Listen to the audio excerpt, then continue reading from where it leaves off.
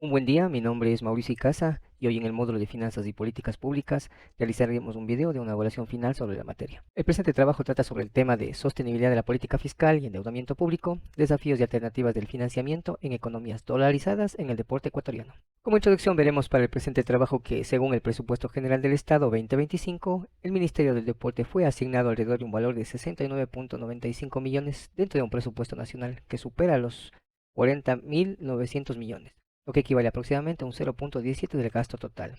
Esta proporción plantea un desafío sobre cómo sostener el desarrollo deportivo en una economía dolarizada con rigidez fiscal constitucionales y prioridades del gasto establecidos por la ley. Dentro del análisis de las teorías de finanzas públicas, vamos a hacer un enfoque de Grisiotti de la Escuela de Pavia.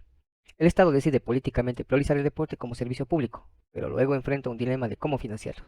En 2025 esta decisión política choca con la restricción del artículo 295 de la Constitución. Dentro de otra perspectiva, en el enfoque GES de la Escuela de Servicio Público tenemos: el presupuesto deportivo no es solo una cifra técnica, sino una expresión de la voluntad política de promover salud, inclusión, cohesión social. Sin embargo, en el contexto ecuatoriano, esta voluntad se ve limitada por reglas fiscales estrictas. Dentro de la sostenibilidad fiscal y endeudamiento en economía dolarizada, existen múltiples desafíos, de los cuales nos vamos a enfocar en algunos.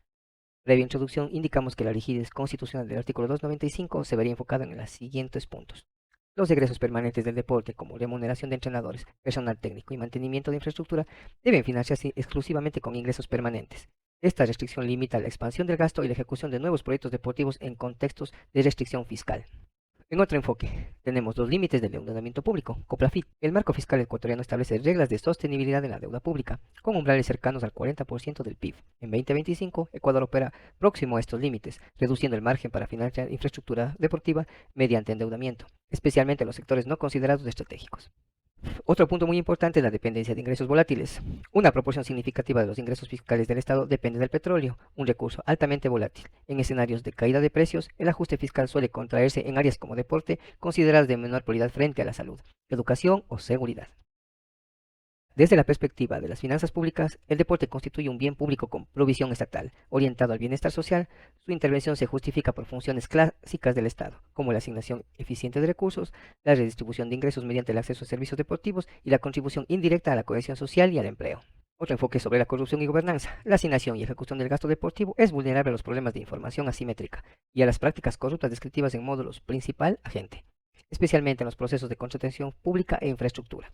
Esto evidencia la necesidad de fortalecer mecanismos de transparencia, rendición de cuentas y control institucional de la política deportiva. Análisis del rol del gasto público, ingresos fiscales y endeudamiento. Podríamos ver una serie de parámetros de los cuales comenzamos con el gasto deportivo per cápita en Latinoamérica. Para este ejemplo hemos tocado tres parámetros en tres países: Ecuador, Chile y Brasil.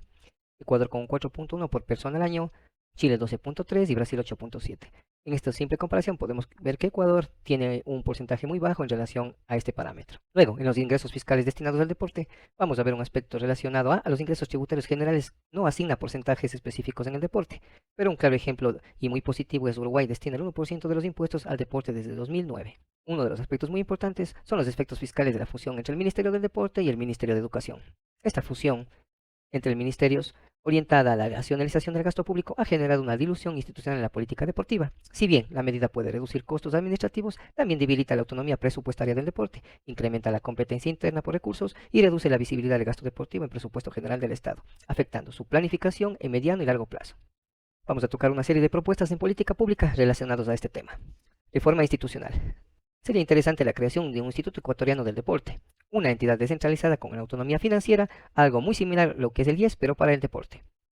Otra propuesta sería la asignación del gobierno corporativo, participación de atletas, federaciones, universidades y el sector privado en la junta deportiva. Como otro punto en una propuesta tenemos medidas fiscales ya específicas, entre las cuales podemos citar una deducción ampliada al impuesto a la renta, 150% de deducción por inversiones privadas en deporte comunitario, exención de aranceles para equipamiento deportivo importado con fines formativos, presupuesto por resultados, 30% del financiamiento estatal condicionado a indicadores de impacto social.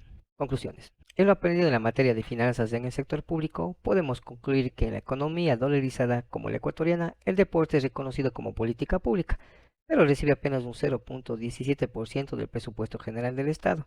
Las rigidez constitucionales y fiscales hacen insostenible este modelo, por lo que el desafío es pasar al gasto público tradicional a esquemas de financiamiento mixto que conviertan el deporte en una inversión social sostenible en el tiempo.